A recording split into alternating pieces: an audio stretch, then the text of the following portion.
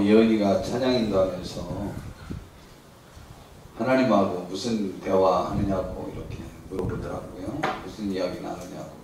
근데 제가 마음에 상당히 찔렸습니다. 전 무슨 이야기 하지? 그러고 보니까 하나님 제가 아프려고 그래요. 아프게 안 해주세요. 그냥 이렇게 좀 그런 대화를 좀 하면 참 좋을 텐데 우리 그분이 멀리 계시고 소리 질러야 깰 것처럼 그분께 기도드리고 우리의 300원에서 하나님 오늘 내가 뭐 때문에 속상해요 하고 좀 이렇게 대화할 수 있는 그분 참 좋을 것 같다. 그래야 그분을 우리가 실제적으로 인정하고 실존에 계신 분처럼 생각하고 하는 것이 아닌가라는 생각을 오늘 가져봤습니다. 그래서 저도 기도도 있는 거 다 좀 하나님 앞에 일르기도 하고 또 대화도 나누고 좀 그렇게 해봤으면 좋겠다 싶은 생각도 들었습니다. 아까 요한이가 여기서 드럼 이제 준비하는 노래를 부르는데 나는 그 노래가 뭐 CCM인지 뭐 복음성가인지 찬송가인지 성가인지 모르고 있는데 누가 쟤는 그 앞에서 조영필 씨 노래를 하나요? 그러더라고요. 여기서 네가 조영필 씨 노래한 거 맞냐? 그랬더니 맞대요. 조영필 씨 대표 노래가 뭔지 알아요? 남의 말 들었다가 인생 망친 노래예요. 제가 우리 청년들한테 가르쳤어요. 조영필 씨가 그래가지고 사랑에 목숨을 걸어서 세상 사람들이 쫓아오지 못할 그러한 절에 가서 몰래 결혼도 하고 가족도 몰래 결혼했으면 사랑이 제일인 줄 알고 그랬다가 완전히 망해버렸어요. 그래서 부른 노래가 뭐냐면 남을 원망하는 노래예요. 누가 사랑을 아름답다 하였나 막 하는 노래 그렇게 했잖아요. 그러니까 남말 듣고 사랑이 아름다운 줄 아는 사람은 진짜 인생 망칩니다. 용필이 아저씨가 아프게 애절하게 그냥 그렇게 불렀어요. 내가 이렇게 해서 그렇지 그 사람은 찢어지는 놈이 내가 사랑을 막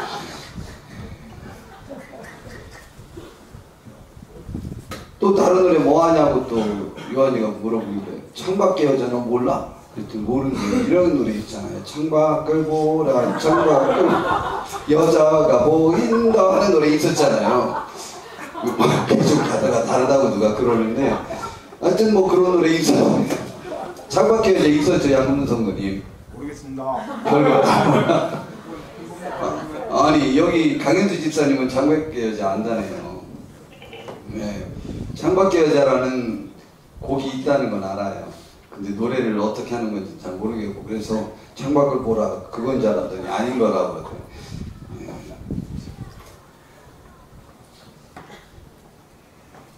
벌써 올해 다 갔고요.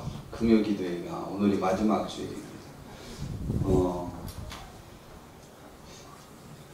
우리 남이 하면 다 좋은 줄 알고 그냥 그 장염이나 독감이나 본인이 안 걸리면 대한민국에서 팔불출일까봐 다들 우리 성도님들도 앞을 다퉈서 다 걸리시는데 그거 굳이 다 하지 마세요. 우리나라 사람들이 사자성어는 다 좋은 줄 알고 뭐까지 좋아한다고요? 갑자기 기억이 안 나네요. 술과 주색 잡기 하여튼 사자성어는 자기가 성인문자들인 줄 알고 다 따라가지고 주색 잡기도 따라와 막 그러면 안 돼요. 감기하고 뭐 이런 거 다 쫓아하지 마시고 저도 정말 많이 염려스러웠어요. 감기 걸릴까봐. 매번 잠이 불규칙적이고 근데 어제는 제가 전주도 갔다 광주도 갔다 이렇게 하는데요. 그 전날 밤에 하필이면 모기 때문에 야 1시간 자고 모기가 발바닥을 물었어요. 얼마나 가려운지. 근데 꿈에도 꿨어요. 꿈에도 꿨는데 꿈에 뭐가 와서 이렇게 하더라고요. 그래서 나는 꿈속에서 가려운 건 줄 알았어요. 그때 견디지 못해서 일어나 보니까 모기더라고요. 그리고 이제 모기약을 뿌렸는데 날아가서 이제 잡을 수가 없어서 그냥 두고 잤어요. 이제는 목에가 한 번 조금 맞은 것 같으니까 이제 비실하다가 물지는 못하겠지. 왜인걸 1시간 후에는 또 손가락으로 또 물었어. 그래가지고 잠을 얼마나 설쳤는지. 그리고 갔다 왔어요. 근데요, 어제 아침을 원래 제가 3분의 1 공기 먹거든요. 혹은 4분의 1 공기 아침은. 그런데 한 공기 다 먹고 끓여놓은 거 국저 사골국을 그냥 한 대접하고 다 마시고, 그리고 갔는데 가면서 카스타드 케이크 그걸 또 3개를, 그리고 그걸 먹고 또 사과 먹고 뭐 잔도 먹고요. 점심은요, 광주 소머리 국밥은 나는 그 곤지암 소머리 국밥 같은 건 줄 알고 특자 시켜서 그거 먹으려고 했는데 왜 빨갛게 나와요? 본래 그렇습니까? 깜짝 놀랐어요. 맛은 괜찮더만요, 그거는. 근데 민선이는 냉면 곱빼기. 근데 민선이는 거의 안 먹고, 제 아내가 남긴 밥 공기 반, 민선이가 곱빼기 시켜놓은 냉면 약간 사모님 먹고 전부 점심에 또 그렇게 먹었어요. 그리고 오다가 또 5시에 또 못 견뎌서 그 빅맥 그 뭐라고 그래, 그 햄버거인데 그 햄버거집 이름 요즘 50% 할인하는 데 있대요. 일일까지 언제까지. 예, 그 빅맥. 와. 여기 와서 이제 진짜 못 먹겠더라고요. 이제 여기 도착하니까. 근데 또 보리밥을 사모님이 제 것까지 시켰대요. 그래서 가서 또 그 보리밥도 제 것도 더 많이 줬더라고요. 약간 남기고 다 먹고. 민선이가 아빠 감기가 안 걸리는 게 아니고 오늘 먹으냐고 보니까 배탈 날 것 같은데. 그런데 잘 견뎠습니다. 그리고 어젯밤 잘 자고 지금 감기 안 걸렸어요. 얼마나 감사한지. 요즘은 제가 약해진 건지 이 성도님들이 기도 안 해주면 꼭 감기 걸릴 것 같은 불안감이 드는 거 있죠. 이상해졌어요. 전에 그런 마음이 없었어요. 근데 기도해줘야 내가 감기 안 걸릴 것 같고 안 아파질 것 같고 그런 생각도 들고 그랬습니다. 이제 마지막 금요 기도인데 제가 한 3, 4주 동안 이 요아스 왕을 생각하면서 너무 마음이 아픈 거예요. 이 요시야 왕이 지금 조금 전에 제가 요시야 왕이라고 했어요. 요아스 왕이라고 그랬죠. 요아스 왕하고 요시야 왕하고 달라요. 요시야 왕이 요아스 왕보다 훨씬 훌륭한 왕이에요. 요아스 왕도 착했던 왕이에요. 그런데 이 요시야 왕은 우리 지난주에 살펴봤던 대로 좌우지간 다윗 왕이 들은 칭찬에 비하여 결코 뒤지지 않는 칭찬을 들은 사람이에요. 오늘 본문을 한번 좀 살펴보면 25절에 보니까 25절 함께 읽어보실까요? 자, 시작.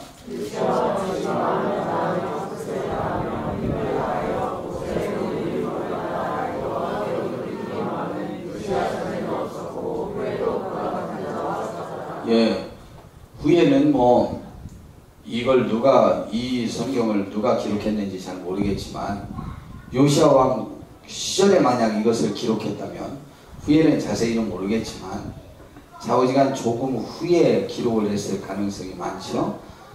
그러니까 일단 그 아들들 손자까지도 기록을 했으니까 여하튼 다윗 왕의 사적을 알고 있는 사람이 이것을 썼단 말이에요. 근데 다윗 왕과 견주어 볼 때 열성적으로 하나님의 말씀을 그대로 지킨 사람에 있어서는 요시야 왕보다 더 뛰어난 사람은 없었다. 저는 이것을 오늘 예언이의 그 하나님과 대화해봤냐 이야기해봤냐 라는 것과 좀 비교해본다면 다윗 왕은 하나님과 대화하는 사람 같고요, 요시야 왕은 하나님의 말씀을 열성적으로 지킨 사람 같아요. 다윗 왕은 그 마음 자체가 하나님과 그냥 같아버렸어요. 그래서 하나님과 매번 긴밀히 대화하면서 그분의 음성을 듣고 그분의 인도함을 받고 그랬던 경우거든요. 전쟁도 할 때 하나님께 여쭤보거든요. 하나님이 이 전쟁 할까요 말까요? 그렇게 물어보고 하나님의 지시를 받고 전쟁을 합니다. 그렇다고 해서 다윗 왕이 전쟁 수행 능력이 떨어지는 사람이 아니에요. 작전이나 모든 것들에 있어서 그 누구보다 뛰어나지만 결정적인 순간 매번마다 하나님을 의지하는 그런 자세를 보였던 사람이었거든요. 그리고 그분과 끊임없는 대화를 나눴어요. 여하튼 굳이 비교해보자면 꼭 그럴지 안 그럴지는 모르겠지만 제 생각에 그 다윗 왕은 하나님의 말씀을 생명처럼 귀히 여기기도 했지만 하나님과 깊은 대화를 많이 나눴던 사람이라는 것이죠. 그리고 그 마음을 하나님께 그냥 다 드렸고 하나님과 잘 교제가 되었던 사람입니다. 그러나 이 요시야 왕이 그렇게 안 했다는 건 아니지만 하나님과 깊은 대화를 나누는 장면은 요시야 왕은 많지 않거든요. 그러나 여하튼 그 말씀을 그렇게 잘 지켰어요. 8살에 왕이 되어서 31년 동안 왕위에 있는 동안에 정말 한 번도 떠나본 적이 없어요. 그런데 31년 동안 왕위에 있었다면 8살에 왕이 됐으니까 39살에 죽었잖아요. 너무 아쉽지 않아요? 굉장히 아쉬운 거예요. 너무 훌륭했던 왕인데 조금 더 통치를 했더라면 얼마나 좋았을까 라는 생각이 드는데 여하튼 요시야 왕이 그렇게 하나님을 잘 섬겼어도 이제 그 다음 26절에 보니까 하나님께서 유다를 향하여 내리신 그 크게 타오르는 진노를 돌이키지 아니했어요. 이유는 요시야 왕의 아버지 므낫세가 여호와를 너무 환영했기 때문이라는 것이죠. 그래서 지난주에는 우리 나가도 너무 나가면 안 된다 라는 말씀을 드렸습니다. 하나님을 섬길 때나 이 세상을 살 때 사람과의 관계에서도 나가도 너무 나가지 마세요. 너무 심하게 잘못하지 마세요. 자칫 잘못하면 지치고 남들과의 관계가 완전히 깨어질 수 있어요. 하나님을 떠나는 것도 너무 심하게 떠나지 마세요. 그래도 떠나도 된다는 얘기가 아니고 너무 심하게 떠나지 마세요. 부모와의 관계도 그렇고 부부도 마찬가지예요. 너무 심하게 나가면요 다시 돌이킬 수가 없어요. 너무 심하게 나가지 마세요. 빨리 돌이키는 귀한 분들이 되어야 돼요. 그리고 나 자신을 빨리 돌이켜보고 빨리 돌이켜야지 너무 오랫동안 이렇게 끌고 그러면 안 돼요. 자, 여하튼 그런데 이 요시야 왕이요 이렇게 하나님을 잘 섬겼는데 지금 너무 마음 아픈 일이에요. 이제 28절부터 있는 내용인데요. 바로 그렇게 하고는 요시야의 남은 사적과 행한 모든 일은 유다 왕 역다지리하게 기록되지 아니하였느냐. 이제 곧 죽는다는 얘기예요. 바로 저 얘기 나오면 요시야 당시에 애굽 왕 바로드고가 아수르 왕을 치고자 하여 유브라데 강으로 올라가므로 요시야 왕이 맞서 나갔더니 애굽 왕이 요시야를 무깃두에서 만났을 때 죽였다고 했어요. 여기는 이렇게 간략하게 한 절로 나왔잖아요. 한 절로 나왔는데요. 이곳이 역대하 지금 찾아봐야 돼. 역대하 35장 20절부터에 보면 이 장면이 자세히 나와요. 그런데 우선 저기 있는 것 어떻게 금방 찾았다? 야, 성모네 그러니까 칭찬하니까 이제 앉으려고 막 기술도 늘렸어. 여기 애굽에서 바로 느고라고 하는 느고 황제가 애굽의 느고 황제가 아시리아를 치러 올라온 거예요. 그런데 저 연대가 이미 아시리아가 신흥 도시국가 세계 지금 패권을 지금 사로잡아 가고 있는 바벨로니아에 멸망당했어요. 그렇기 때문에 실제로 아시리아를 치러 올라온 건 아닐 것이라는 것이 모든 학자들의 견해예요. 그런데 아시리아가 사실은 북쪽 이스라엘도 멸망시켰고 남쪽 유다도 쳐들어왔던 사람 아니에요. 그렇기 때문에 그 제국이기 때문에 아시리아를 치려고 하는 바로 느고를 막을 이유는 없다는 거죠. 예, 그것이 맞을 것 같아요. 그런데 이제 이렇게 학자들은 생각하고 있어요. 저 바로 느고가 굳이 말하면 애굽 황제 느고라고 하는 사람이 지금 아시리아가 세계를 제패하면서 이 애굽의 영향력이 완전히 축소돼 버렸거든요. 그래서 팔레스타인이라고 하는 바로 이스라엘도 있고 주변에 있는 다른 나라들에 대한 것도 이미 벌써 아시리아가 다 정복해 버렸는데, 그 전까지는 나름대로는 애굽에서 영향력을 미치던 나라였어요. 그러니까 지금 아시리아가 멸망했고 신흥 제국 바벨론은 지금 막 일어나고는 있는데, 아시리아의 황제를 멸망시키고 그 제국을 멸망시키긴 했지만은 아시리아의 그 산재되었던 각 지역에 주둔하고 있었던 아시리아 군대는 아직 있을 것이라는 것이죠. 그러니까 아시리아의 영향력도 줄어들었고 지금 바벨로니아 영향력도 전 제국 내에는 아직 다 영향력을 미치지 못했고, 지금도 바벨로니아가 지금 유다에 아직은 영향력을 미치지 않고 있거든요. 그러니까 그 지역을, 팔레스타인 지역을, 이스라엘 주변의 지역을 자기가 완전히 점령함으로 인해서 영향력을 확대시키려고 온 것이 아닌가 라고 이렇게 생각합니다. 아니면 그쪽을 기반으로 해서 다른 지역을 치려고 지금 왔을 거라는 거죠. 직접 유다에는 아무 영향력이 없는 것이었는데 저때 요시야 왕이 그 맞으러 나갔다가 죽었어요. 그런데 역대하 35장 20절부터 보니까 이제 그 느고가 올라오니까 요시야 왕이 나가서 막아선 거예요. 근데 이것이 참 너무 아쉬운데요. 도대체 왜 저런 판단을 했을까? 지금 세계 정세를 지금 요시야 왕이 판단해 본 거예요. 그래서 지금 저 바로가 지금 영향력을 확대하려고 하니까 싸워서 우리가 독립국가가 되면서 나름대로 간섭받지 않겠다 라는 생각을 갖고 막았을 가능성도 있다는 것이죠. 여튼 그것이 가능성이 있어 보이기도 합니다. 그런데 나가서 방배했는데 느고가 요시야 왕에게 이런 말을 했어요. 사실을 보내서 말하기를, 저 말이 굉장히 이상한데요. 유다 왕이요, 내가 그대와 무슨 관계가 있느냐? 우리 둘은 원수지간이 아니라는 얘기예요. 내가 오늘 그대를 치려는 것이 아니다. 분명히 알지 않냐? 나와 더불어 싸우는 족속을 치려는 것이라. 내가 너와 싸우고 온 것이 아니다. 그리고 그 다음 말이, 이걸 믿어도 되는 거야, 안 믿어도 되는 거예요? 하나님이 나에게 명령하사 속히 하라 하셨은즉 하나님이 나와 함께 계시니 그대는 하나님을 거스르지 말라. 그대를 멸하실까 하노라. 그런데 학자들 전체가요, 저때 바로 느고의 말은 실제적으로 하나님의 계시를 받은 말이라는 거예요. 그렇다면요, 이게 굉장히 구별하기 어렵잖아요. 히스기야 왕 때 사내립이 아시리아 황제가 쳐들어왔잖아요. 그리고 뭐라고 말합니까? 하나님께서 나에게 명령을 내렸다는 거예요. 근데 그건 거짓말이었거든요.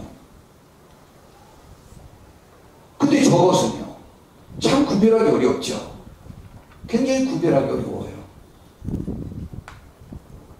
그런데요, 정말 또 신기한 거는요, 그러면 이방 황제들에게도 하나님의 명령이 내려지냐? 성경에는 곳곳에 나와 있습니다. 그런 것이 곳곳에 나와 있는데요, 느부갓네살 황제도 하나님과 교제하잖아요. 그뿐만이 아니에요. 또 정확히 또 살펴볼 수 있는 것은요, 역대하 36장 22절부터 역대하 36장, 지금 35장인데 36장 22절과 23절에 보면은요, 유다가 멸망하고 난 다음에 이제 이 바산은 페르시아예요. 페르시아. 이제 바벨로니아도 멸망되고 페르시아가 바벨로니아를 멸망시키고 난 다음에 그때 고레스라고 하는 황제가 내린 말이에요. 한번 22절 읽어보시죠. 시작.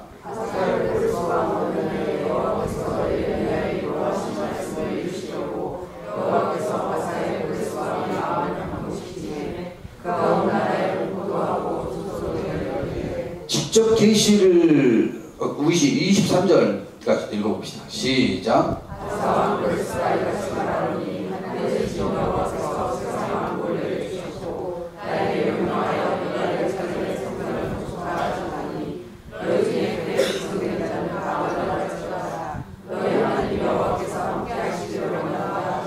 이게 참 신기하죠. 지금 바벨로니아의 포로로 잡혀갔잖아요. 그리고 이제 성전 건축을 하려고 하는데 그 다시 돌아온 사람들에게 이제 성전 건축을 하려고 하고 있었죠. 그런데 이때 바벨로니아에서 70년 종살이를 하고 난 다음에 이 페르시아가 세계를 정복하고 난 다음에 그 정복하는데 이 바벨로니아 중에 느부갓네살 왕제가 최고 훌륭한 왕제거든요. 근데 페르시아에서는 저 고레스 왕제거든요. 근데 저 사람이요, 22절에 보니까 에레미야에게 미리 약속한 것, 70년 지난 다음에 다시 본토로 돌아오도록 하나님이 해주시겠다라는 약속을 이루시려고 페르시아의 황제인 고레스 왕의 마음을 감동시켰어요. 하나님의 감동을 받은 거예요. 이것은 느부갓네살 황제랑 같은 거예요. 그리고 조서를 내렸어요. 120개 도에 해당되는, 우리나라는 8도 강산이었었잖아요. 그런데 그때 페르시아나 바벨로니아가 지배했던 도가 120개 도였어요. 그런데 그 도에 전부 명령을 내린 거예요. 내려가지고 뭐라고 하냐면, 하늘의 신 여호와께서 세상 만국을 나에게 주셨는데 그분이 나에게 특별한 명령을 주셨다. 뭐냐? 유다 예루살렘의 성전을 건축하라 하셨나니 너희 중에 그의 백성된 자는, 유다 백성들 중에 고관대작들은 다 바벨로니아 제국에 끌려갔거든요. 그들로 하여금 그 유다의 백성된 자는 다 올라가라 너희 나라로. 너희 하나님 여호와께서 함께 하시기를 원하노라. 이렇게 말했어요. 가서 성전 건축하라는 거예요. 그리고 국고로 지원하라는 거예요. 저게 하나님의 명령일까요? 아닐까요? 고레스 황제는요, 저것이 하나님의 명령이라고 확신하고 칙령을 내려서 유다가 해방됐어요. 신기하죠? 그런데요, 고레스 황제가 그래서 자기를 황제를 삼았고 나는 그 일을 이루어야 되겠다. 그래서 그가 황제가 되고 완전히 이제 페르시아가 세계를 완전히 정복하고 난 다음에 척번한 일이 저거예요. 신기하지 않아요? 그러면 아까 바로 느보의 일로 다시 또 가봅시다. 다시 아까 역대하 35장 21절로 다시 가보면 그 느보가 그런 말을 하는 거예요. 지금 하나님이 나에게 명령을 주셨다. 요시야 왕이요, 나는 너와 아무 상관없다. 너와 역대하 35장 22절입니다. 너와 싸울 의사가 없다. 21절, 난 너와 싸우려고 하는 게 아니다. 그리고 하나님이 지금 나와 함께 했다. 지금 빨리 이 일을 행하라고 그랬다. 그러니까 지금 누구랑 싸우러 오는 거냐면 이스라엘을 괴롭혔고 남쪽 유다를 침공했던 그 아시리아의 패전병들을 완전히 몰아내고, 물론 자기의 그 지배할 영역을 넓히려고 하는 목적이 있었지만 하나님의 명령이라는 거예요. 나 거스르지 마라. 나와 굳이 싸우러 나오는 것은 하나님의 명령을 거스르는 것이고 하나님이 당신을 죽이실지 모른다, 이 일로. 그러니까 나와 싸우려 나오지 마라. 제발 좀 막지 말고 그냥 좀 가라 라는 내용. 꼭 이런 내용과도 같죠. 뭐라 그럴까요? 그 이스라엘 백성들이 에돔 지역을 지나가려고 그랬잖아요. 그냥 우리는 통과만 할 겁니다. 전혀 피해를 주지 않을 겁니다. 근데 에돔은 누구야? 야곱의 형 에서의 그 후손이잖아요. 우리 형제 집안이니까 그냥 좀 우리 지나가게 좀 해달라. 그렇게 사정을 했는데도요, 굳이 가로막고 싸움을 했어요. 그래갖고 멸망당했어요. 비슷한 거죠. 이게 그런데 우리 구별할 수 있어요? 우리 이거 구분할 수 있어요? 하나님이 우리에게 그런 계시를 주시던가요?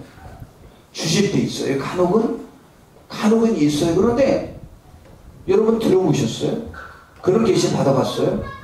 여러분 한 여자를 놓고 기도해 보세요. 야, 너 한 번도 없었다고 그랬지? 이제 그리치에서 완전히 벗어나면 나중에 생겨. 알겠지? 어느 때 여자를 선택하는 게 가장 좋다고? 네가 대통령 된 다음에 선택하는 거랑 네가 무직일 때 선택하는 거랑 선택할 수 있는 여자의 폭이 달라진다. 그러니까 네 길이 결정된 다음에 여자와 사귀어야 됩니다. 이걸 그렇게 말해줘도 이해들을 못하는데 그래야 되지. 그 전에 사귀어놓으면 자기가 성공 안 하면 버릴 수도 없고 결혼할 수도 없고 고민스러워진다니까. 응? 그때 버리면 배신자 되고 여자 이름으로 변한다니까. 배신자. 안 버리자니 미래 삶이 참 답답하고 그렇게 된다니까. 그러니까 너무 일찍 교제하는 건 좋지 않아요. 언제? 미래도 결정됐고 집도 결정됐고 다 있는데 결혼할 수 있는데 뭐만 없을 때? 이성만 없을 때 그 3개월 전에 시작하는 거예요. 3개월 만에 만날 수 있냐고요? 만날 수 있어요. 너무 그렇게 하지 말고 높게만 안 보면. 높게 보면 문제가 생겨요. 높게 보면 기회를 다 잃을 수 있어요. 높게 보면 기회를 다 잃어요. 적당하게 봐야 돼요. 내가 그 인물밖에 안 되냐고? 맞아요. 그렇게 생각하고 적당하게 만나야 돼요.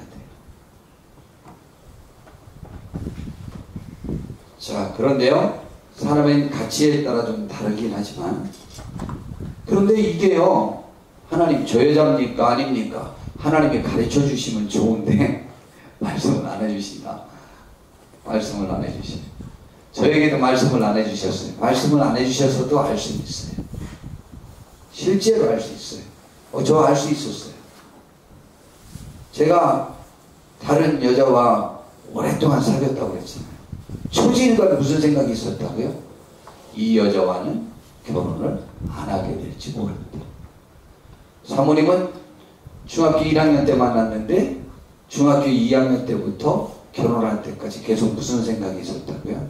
나는 이 여자와 결혼할지 모른다. 초지일관. 그 생각이 한 번도 변해본 적 없어요. 신기하죠? 그럼 저는 다른 여자와 이렇게 교제하고 있을 때 사모님은 무슨 생각이 있었다고요? 실컷 해봐라. 결혼 하나 보자. 그런 생각이 있었대잖아요. 근데 참 신기한 것은요, 하나님의 뜻이 구별은 안 됐어요. 그런데 그 전쟁에 나갔을 때 22절에 보니까 요시야 왕이 한 행동이 있어요. 요시야가 몸을 돌이켜 떠나기를 싫어했어요. 그리고는 왜 변장하고 그와 싸우려고 나갔죠? 왜 변장했죠?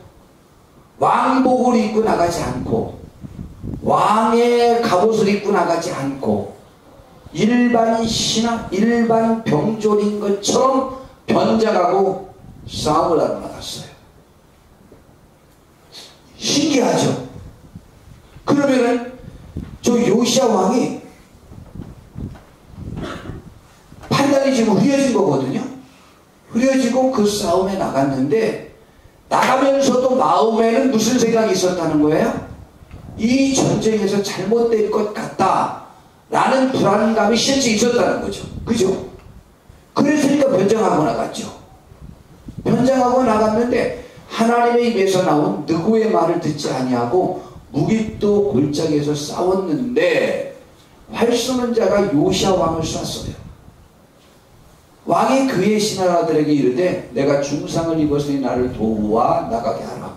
그리고는 그 병거에서 내려가고 그 다음 병거에 타서 예루살렘에 도착한 다음에 죽어버리고 말았어요. 여러분 왜 변장했을까요? 실제로 불안했던 거예요. 이 전쟁에서 내가 죽을지 모른다는 생각이 들었어요. 여러분 하나님은 우리들에게 영감을 실제로 주실 수 있어요. 요시야 왕도요 무슨 생각인가 들은 거예요. 그런데 저와 똑같은 장면이 또 누구에게서 있었죠? 아합 왕이 있었어요. 아합 왕이요 열왕기하 이게 어디야? 열왕기하 18장 28절부터 열왕기하 18장 28절부터 보면은요 북쪽 이스라엘에 누가 놀러 갔냐면 남쪽 유다 왕 여호사밧 왕이 놀러 갔어요. 그랬는데요 저기가 아닌데 내가 뭐 잘못했나 보다. 대하 요즘 대하철인가? 대하 그러고 보니까 역대하 18장 28절부터 그 여호사밧 왕이 북쪽 이스라엘에 놀러 갔더니 아합 왕이 물어봤어요. 여호사밧 왕이요 우리 저 길르앗 나못에 올라가서 나와 전쟁 좀 하겠습니까? 그랬더니요 여호사밧 왕이 우리는 형제인데 뭐 같이 합시다 그랬어요. 여호사밧 왕이 다 하나님의 말씀대로 사는데 하나 잘못했다고 그랬어요. 하나님을 떠난 아합 왕과 친하게 지낸 거예요. 성경에 그렇게 말하고 있거든요. 어딘지 지금 저희가 이건 안 찾아도 되니까 알고만 있지 못 찾아요. 근데 그랬단 말이죠. 그래서 같이 전쟁에 올라갔어요. 29절에 보니까 그 전에 무슨 사건이 있었느냐면은 이번 내가 길르앗 나못에 올라가려고 그랬는데 이 전쟁에서 승리하겠냐 승리하지 않겠냐 자기의 거짓 예언자들을 잔뜩 불러모으고 얘기했어요. 그랬더니 이 여호사밧 왕이 먼저 말해서 그래도 예언자들에게 물어봐야 되지 않느냐 그래서 물어봤어요. 그랬더니 다들 올라가세요 이 전쟁에 승리합니다 그랬어요. 그런데 여호사밧 왕이 가만히 그 예언하는 모습을 보니까 이게 뭔가 좀 문제가 있어 보이는 거예요. 그래서 혹시 다른 예언자가 더 있습니까? 하고 물어봤더니 그 앞절들이 어딘가 나오긴 할 텐데 그냥 제가 말해보고 그랬더니 한 명이 있긴 한데 한 번도 나한테 잘 된다고 말한 적이 없는 예언자 하나가 있습니다. 들으나만 합니다. 그랬더니 여호사밧 왕이 그랬어요. 임금님으로서 그런 말씀을 하시면 안 됩니다. 그 예언자 말도 들어봐야죠.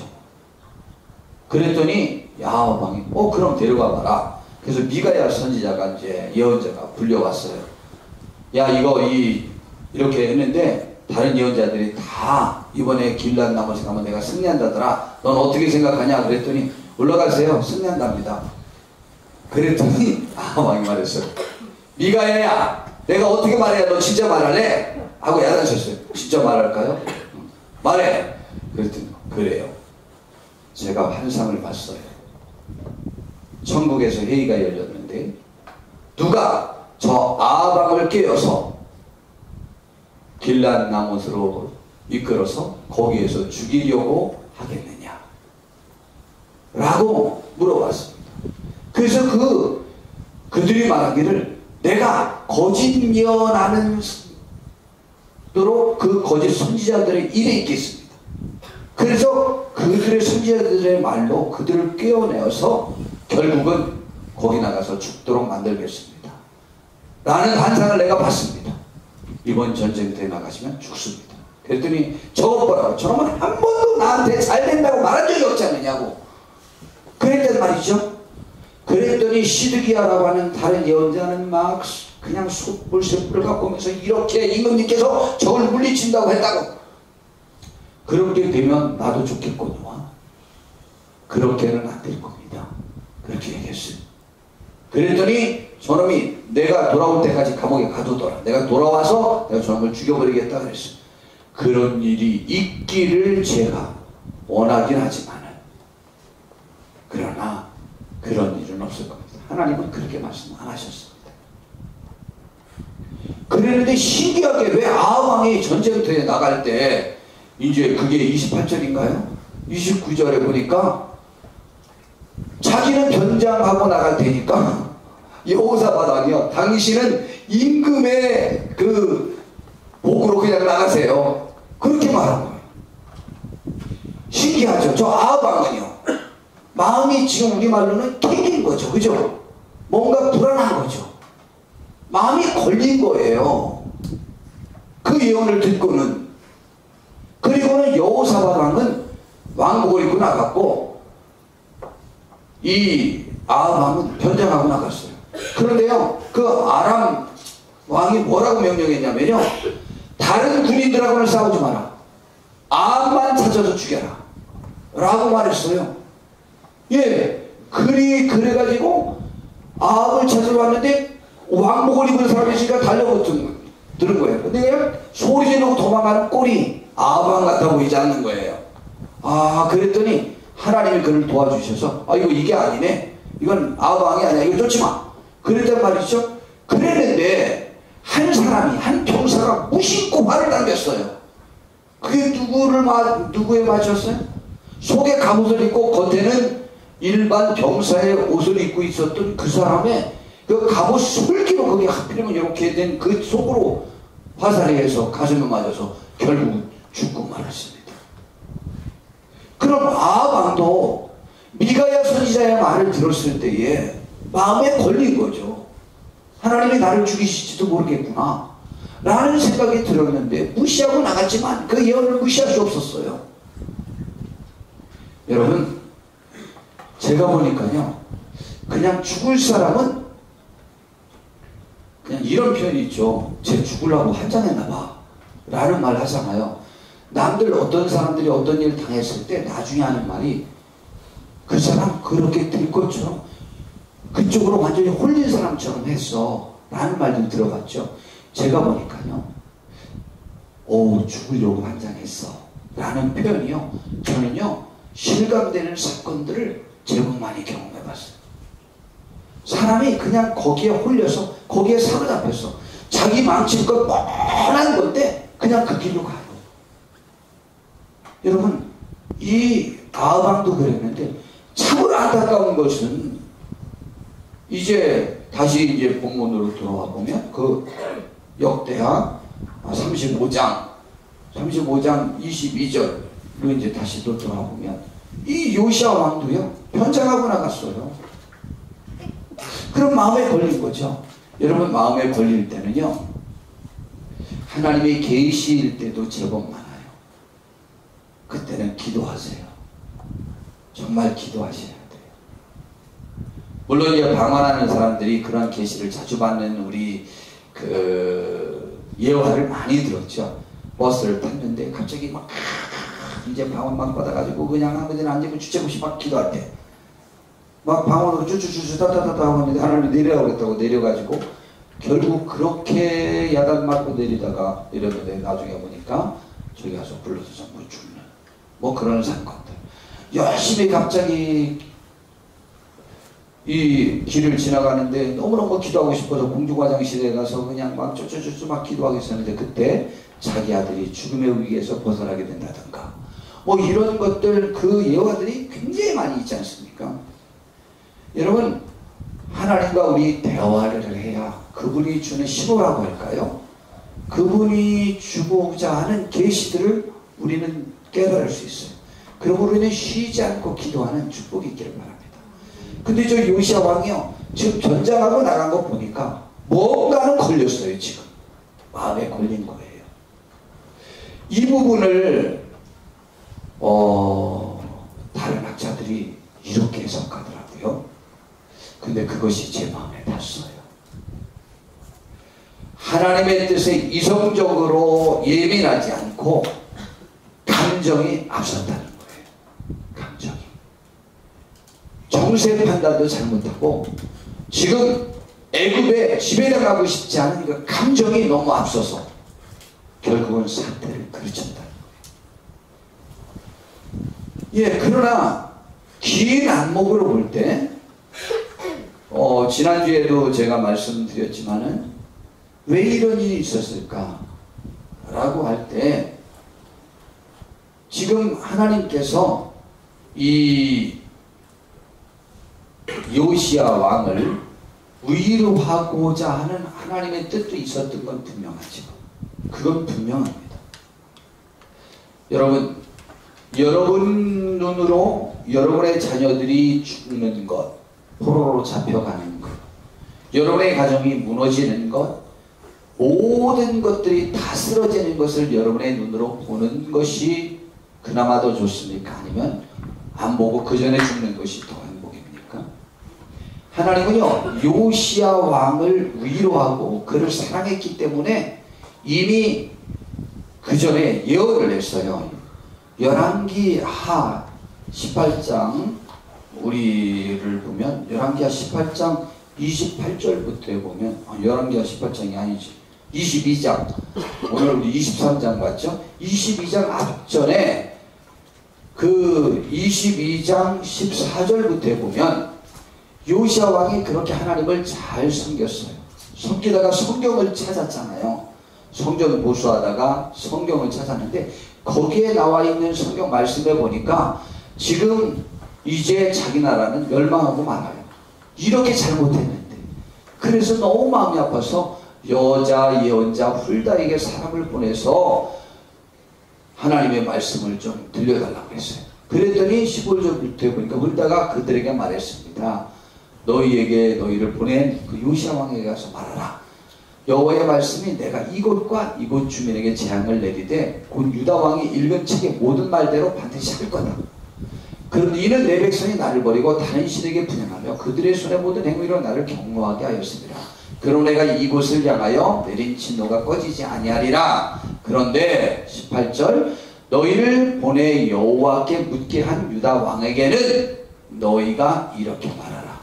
이스라엘 하나님 여호와가 이같이 말씀하셨는데 내가 들은 말들에 대하여는 내가 이곳과 그 주민에게 대하여 빈토가 되고 저주가 되리라 한 말을 내가 듣고 마음이 부드러워져서 완고하지 않고 고집부리지 않고 여호와 앞 곧 내 앞에서 경배하여 옷을 찢고 통곡하였으므로 내가 회개하고 돌이켰으므로 나도 내 말을 들었노라.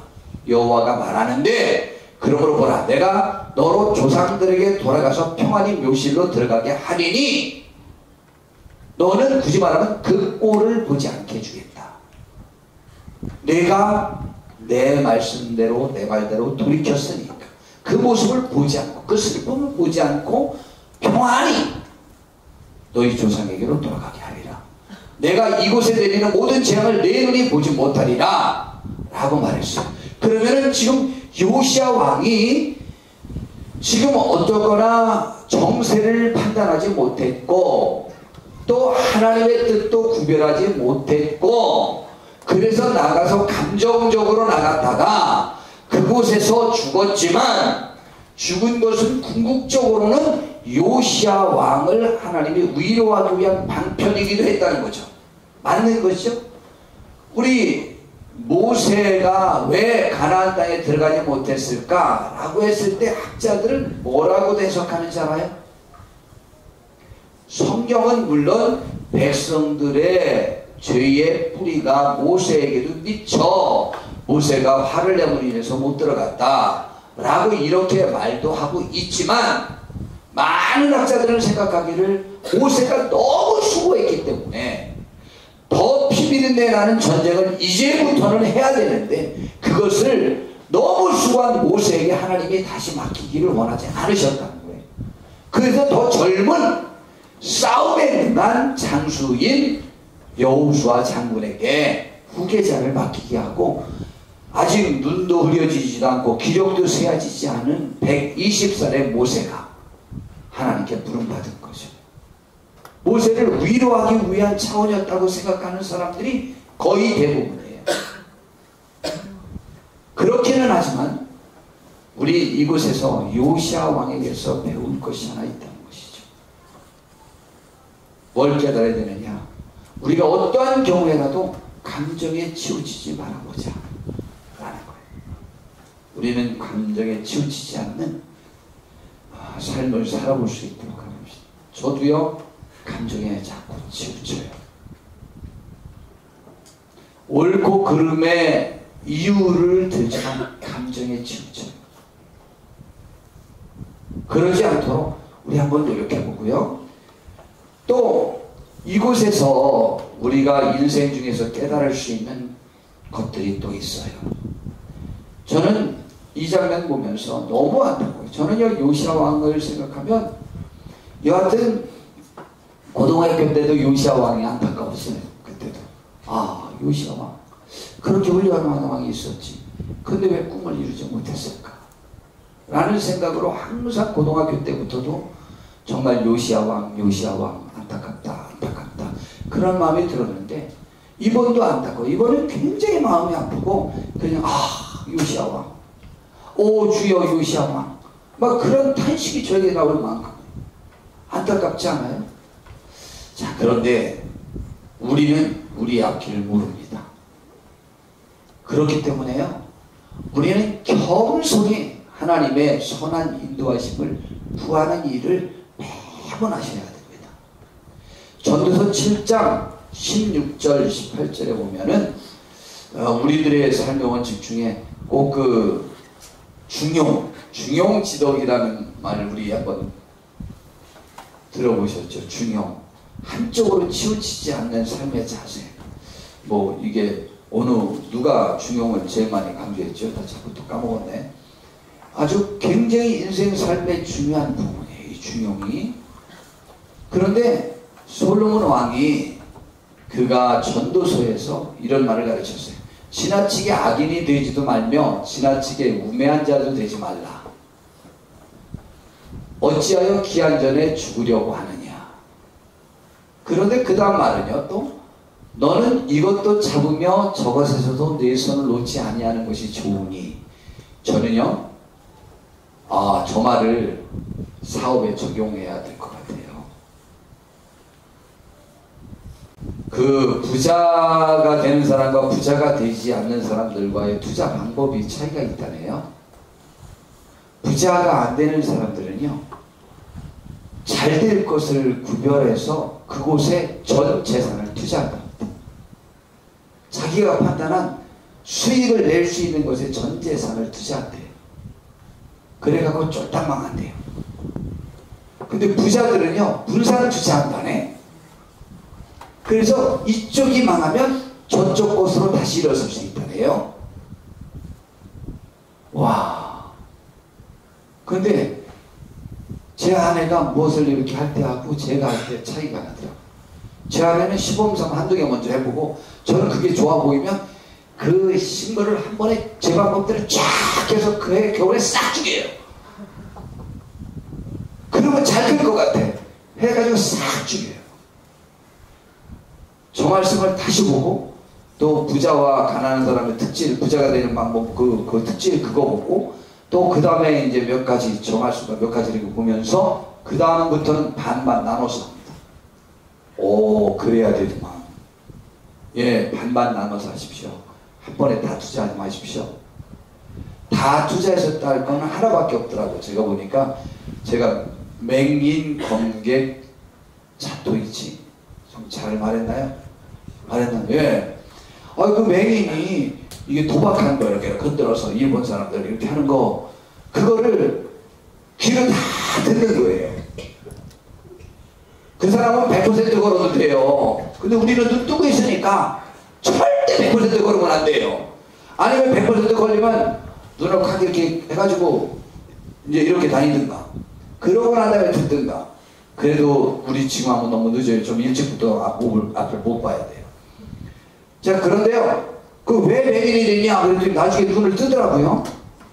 이 앞도 못 보는 너 같은 놈한테 내가 질 것 같으냐 그랬더니 눈을 확 뜨더라고요.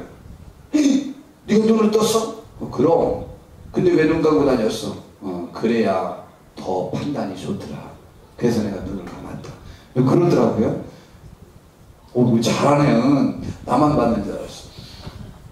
그러는데요 우리가 본다라고 자만하는 눈을 감아야 영적 음성을 들을 수 있는 것 같아요. 제가 볼 때는. 그런데 너는 이것도 잡으며 저것에서도 내 손을 놓지 아니하는 것이 좋으니 한쪽으로 치우치면 인생이 망할 수 있다는 거예요. 중용을 가운데 길을 잘 지키고 가라는 거예요. 그런데 하나님을 경외하는 자는 이 모든 일에서 벗어날 것이 아니라 하나님을 잘 섬기면 너무 한쪽으로 치우쳐서 망하는 일이 거의 없을 것이다 라는 거예요. 굳이 말하면 우리가 어떤 상황 판단을 잘하는 것이 굉장히 중요한 것 같지만 그보다 더 중요한 것은 하나님을 잘 경외하면 이렇게 엉뚱하게 치우치는 일을 막아주실 것이다 라는 말씀으로 저는 이해해요. 여하튼 우리가 아무리 똑똑한지 해도 세상에 지혜로운 사람의 지혜만큼 똑똑하지 못해요. 그래서 고린도서에서는 너희는 세상을 잘 이용하는 사람처럼 자랑하지 말라는 것이죠.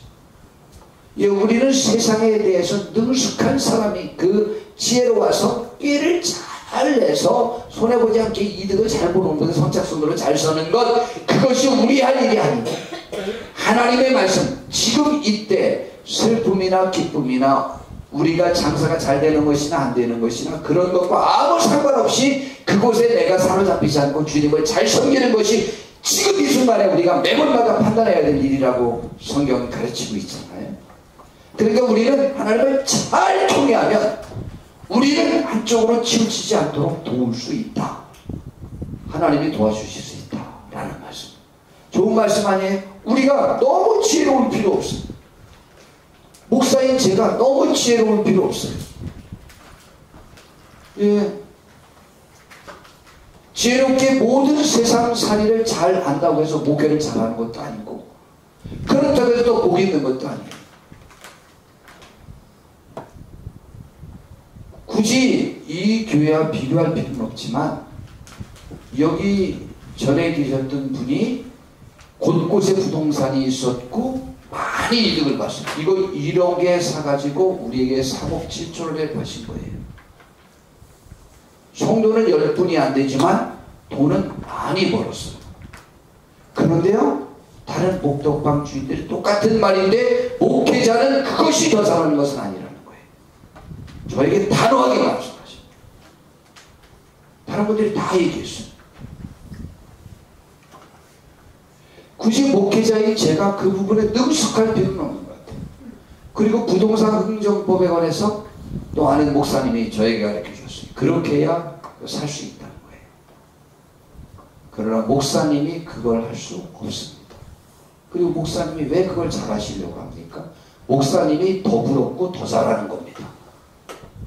다른 목사님이 저에게 권한 거예요. 저는 이렇게 해서 사업을 늘렸습니다. 그러나 목사님이 더 부럽습니다. 그리고 목사님은 저와 같이 할 수 없습니다. 예, 저도 못하겠어요, 그렇게.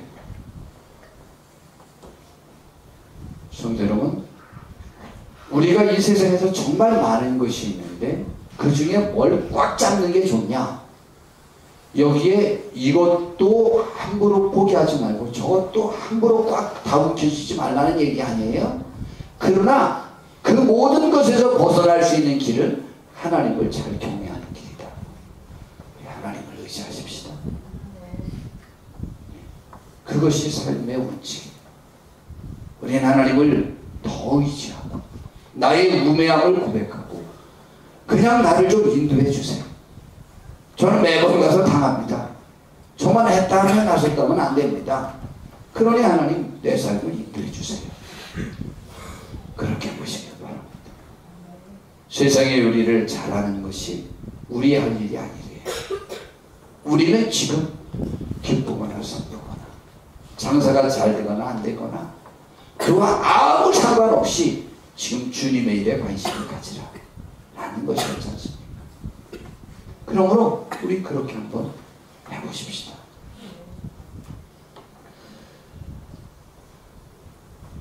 하나님을 잘 경외하면 한 곳으로 치우치는 것에서 벗어날 수 있대요. 또 전도서 11장 6절에 또 이런 말씀이 있어요. 전도서 11장 6절에도 너는 아침에 씨를 뿌리고 저녁에도 소를 놓지 말라. 이것이 잘 될는지 저것이 잘 될는지 혹 둘이 다 잘 될는지 알지 못함이니라. 이 말은 삶의 자세 중에 최선을 매번 다하라. 하나에 놓고 그곳에 전체를 기대를 하지 마라. 어느 것에서 어떤 결과가 있을지 모른다. 아까 그 말씀과 같은 말씀이죠. 여러분, 우리는 여하튼 우리에게 있는 주어진 기회대로 최선을 다해서 뿌리세요. 매번 그렇게 하길 바랍니다. 그리고 한 군데 말씀을 더 전하면서 오늘 말씀을 마무리할 겁니다. 잠언 16장이 전체 내용이 그런 내용인데요, 우리의 생각과 뜻대로 되는 것이 아니다라는 내용이에요. 잠언 16장에 있는 내용이, 잠언 16장 1절에는 마음의 경영은 사람에게 있어도 말의 응답은 여호와께로부터 나온다. 1절이 딱 그렇게 나오고 그 다음 또 계속 그냥 비슷한 내용으로 진행되는데요, 오늘 그냥 이런 말씀이 생각이 났어요. 오늘 계속 기도하면서 제가 저희 교회에서도 자주 말씀드렸는데, 유비라는 훌륭한 사람이 있고 또 그 못된 조조라는 사람이 있고, 상대편 이름은 잊어버렸어요. 하여튼 오나라가 무슨 나라의 사람이죠. 삼국이 싸웠어요. 우리는 유비를 좋아하고요, 그럽니다. 주인공 같아요. 근데 조조 못된 사람이 있어요. 근데 여지껏 전 세계에 존재했던 사람 중에 가장 뛰어난 작전가는 흔히 제갈공명이라고 말해요.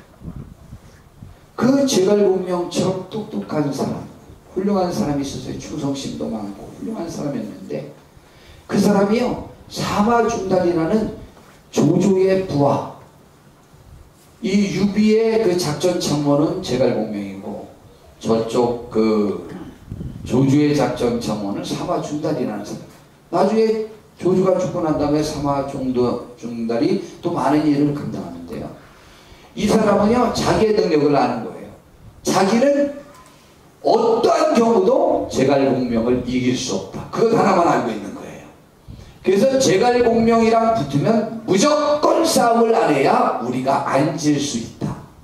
그것만이 그의 기준이에요. 어떤 경우도 싸움을 하지 않는다. 도망가거나 성에서 나오지 않는다. 그것이 사마중달의 작전 1호에 1호. 어떤 경우도 제갈공명하고는 싸우지 않는다. 그러니 사마중달을 죽일 수가 없어요. 그런데 한 번은 작전을 잘 써서 호로곡이라고 하는 그 협곡으로 사마중달을 유인했습니다. 책에 보면요, 제갈공명은 기상을 볼 수 있는 사람이고, 또 수리수리 마수리 그런 걸 바라라 못하라까 뿌링이야 이렇게 마술을 부려서 비도 오게 하고 그러는 사람이에요. 우리 보셔서 알고 있죠. 근데 그 마술 부린 게 아니고 어려서부터 일찍 기상을 연구해서 다 기록을 해놨대요. 그래서 어떤 상황이 되면 비가 올 것을 알고 있대요. 북풍이 불고 남풍이 불고 알고 있어서 그 순간에 자기가 일부러 제사 지르면서 그걸 부르는 것처럼 해서 신비하게 한 거죠. 그런데 비 안 오는 것을 해서 화공을 계획해서 중간에 몰아넣고 화공으로 해서 다 승리할 줄 알았어요. 이제 이겼구나 그랬는데 전혀 그때는 비가 오지 않을 기상을 보고 작전을 세우는데, 그때 하필이면 소나기가 온 거예요. 사마중달이 죽었구나라고 생각했는데 소나기가 와서 화공이 실패를 해서 도망갔어요. 그때 제갈공명이 허탈하게 한마디를 합니다. 작전은 사람이 세우지만 그 작전을 이루는 것은 하늘이구나. 이 작전이 실패할 줄은 꿈에도 몰랐던 거죠. 하나님은 단호하게 말합니다. 마음의 경영은 사람에게 있어도 말의 응답은 그 계획이 이루어지는 것은 하나님께로부터 오는 것이다. 그리고 9절에 사람의 마음으로 자기의 길을 계획할지라도 그의 걸음을 인도하시는 이는 여호와시라고 말씀하셨어요.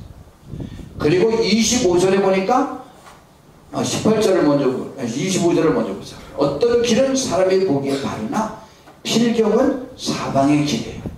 그렇기 때문에 사람이 어떠면 망하냐? 18절에 교만은 패망의 선봉이요 거만한 마음은 넘어짐의 앞잡이다. 뭐가 교만이고 뭐가 거만한 마음이냐? 하나님을 우리의 삶의 중심에 모시지 않는 모든 것은 교만이고 거만이에요. 삶의 중심에 우리는 주님을 모시고 하나님을 모시고 그분으로 인하여 우리가 행할 것을 계획하고 행하는 사람, 그 사람이 겸손한 사람이에요. 그 사람은 성공의 선봉이요 영원히 넘어지지 않는 앞잡이 노릇을 할 수 있는 거예요. 이것을 갖다 겸손이라고 하고 주님을 의지하는 것이라고 해요. 매 삶 속에 그분을 주인으로 모시고 그분의 뜻대로 살기를 다짐해보자는 것이죠. 이야, 이번 2010년은 마지막도 다 멋있는 것 같아요. 그렇죠? 수요일날은 그 3달 4달 동안 그 모세의 그 상처받은 건 얘기했는데 드디어 이번 수요일날 백성을 만나러 가서 한마디에 그들의 마음을 얻고 다시 용기를 갖고 나가는 것을 하게 돼서 이제 다음 주 수요일날은 바로 앞에서는 모세를 시작할 수 있어요. 이야, 오늘 멋있죠? 우리 올 한 해 마지막 금요 기도일 텐데 우리 삶의 이 성패는 주님을 우리 중심에 얼마나 모시느냐, 그것이 중요해요. 확실히 모시고 그분을 의지하고 그분의 뜻대로 살려고 그분의 인도하심이 내 삶에 필요하다고 고백하고 우리 승리하는 귀한 삶을 사는 우리 모두가 되길 바랍니다. 내년에는 우리가 뭐라고 바꾸냐면 예수 그리스도만 바라보는 교회, 그분의 뜻만 바라보는 교회, 그분 안에만 있는 교회가 되자는 거예요. 우리 그분 안에서 여지껏 우리가 살았던 많은 삶 속에서 다른 것을 바라보지 말고 주님을 바라보면서 우리의 삶이 승리하기를 바랍니다. 올 한 해 정말 많은 것들을 우리가 정말 이 표현이 가장 좋은 거예요. 역동적으로 경험해 봤어요. 그전까지는 기도하고 계획하고 생각하고 있었지만 올해는 몸으로도 경험해 봤어요. 그 경험 속에 내년엔 예수님만 바라보면서 우리가 반석 위에 서서 하나님께 크게 영광 돌리는데 쓰임받는 2017년이 되기를 바랍니다. 우리의 삶의 여정 여러 가지 것들을 살펴보면 내가 옳다고 꽉 움켜쥐은 것이 나에게 가장 큰 올무가 되는 경우가 얼마나 많이 있었습니까? 우리는 정말 인생에 관해서 몰라요. 정말입니다. 여러분이 움켜쥔 것이 여러분에게 가장 여러분에게 유익을 가져오는 것이었습니까? 그렇지 않을 때가 얼마나 많았습니까? 사실은 놓친 것이, 내가 버린 것이 나에게도 유익한 것들도 너무 많아요. 하나님의 은혜가 우리 속에 함께하기를 진심으로 바랍니다. 우리 교계의 기쁜 소식들이 또 많아요. 진짜 기쁜 소식인데요. 어쨌거나 올해 우리 기독교가 우리나라 제1의 종교의 자리를 차지했어요. 불교는 뭐 지금 한없이 떨어지고 있어요. 특별히 기독교만 젊은이들이 그나마 오고 있어요. 저는 천주교에서 많이 그러는 줄 알았더니 천주교도 형편없이 떨어지고 있어요. 근데 여러 가지 문제점은 있대요. 이단도 같은 기독교로 포함을 해서 그랬을 가능성이 많다라고 하는데 이단 빼도 떨어지지 않아요. 여하튼 좋은 소식이에요. 그 소식 듣자마자 와, 이게 지난주에 그 소식이 들렸는데요. 이번 주에 어제 드디어 기쁜 소식이 들렸는데요. 우리 한국 기독교가 나눠졌었어요. 저도 사람 볼 줄 알죠. 그때 그 목사님 우리 선배여 같은 혹시 우리 교단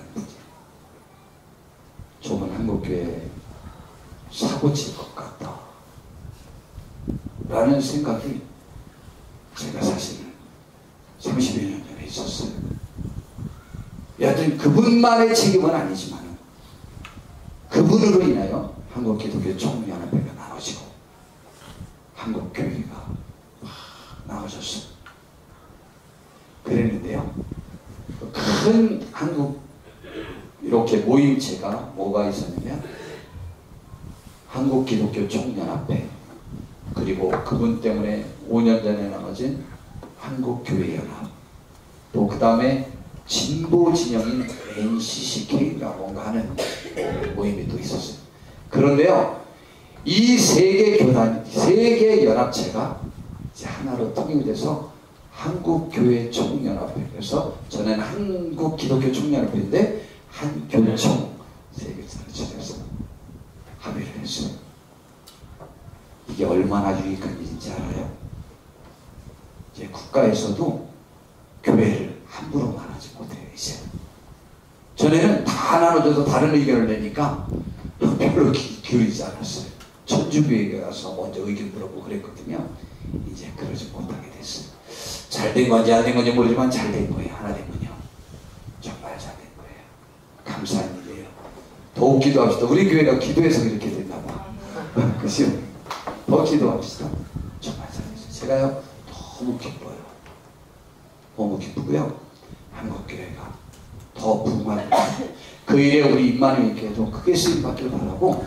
여하튼 젊은이들이 많이 떠났는데 우리 젊은이들이 지금 더 많잖아요. 예, 얼마나 감사한 일이에요. 우리 사무기도 사무지간 열심히 뭔가 했어요. 열심히 이렇게 열심히 하다 보면은 뭔가 잘 되는 거죠. 우리 열심히. 그래도 얼마나 감사해요. 너무너무 감사한 거예요. 예, 너무너무 감사한 일이에요. 우리 왕 앞에 다 쓰는 사람들 돼야 되는데 우리 교회가 그 부분에 크게 일조합시다. 저나 우리 모두가 더 쓰임받길 바라고. 제가 점점 약화되고 부족하더라도 저 위에서 많이 기도해 주셔야 돼요. 요즘처럼 우리 성도님들의 기도를 더 적극적으로 기도해 본 적이 그리 많지 않아요. 저의 건강을 위해서 기도해 주세요. 주님의 일에 더 메인받고 능력 있게 달라고 기도해 주시고, 우리 한국교회 위해서 기도해 주세요. 점점 기쁜 소식이 요즘 또 들려지고 그래서 너무너무 감사하고 좋아요.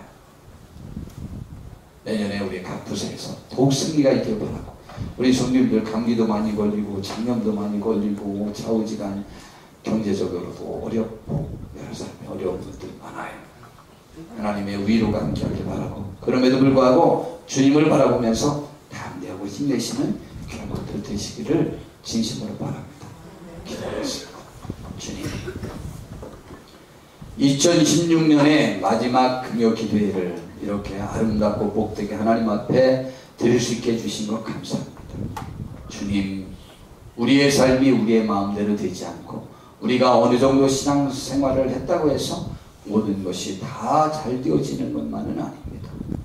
우리가 끝까지 주님을 의지하고 붙잡는 그 손을, 그 믿음을, 그 마음을 놓지 말게 해주시고, 이 세상 삶에서도 주의 은총으로, 주님을 경외함으로 승리하는 길로 인도함 받게 하옵소서. 주의 은총이 우리 모든 성도님들에게, 한국교회 위에, 이 민족과 국가 위에 함께하길 진심으로 원합니다. 주여, 주 성령님의 충만함이 함께해 주시고 하나님의 뜻이 실현되는 복된 국가가 되게 하옵소서. 주님, 우리가 그 일에 쓰임받게 하옵소서. 꿈을 갖게 하옵소서. 힘을 내게 하옵소서. 예수님의 이름으로 기도드렸습니다. 아멘. 하늘에 계신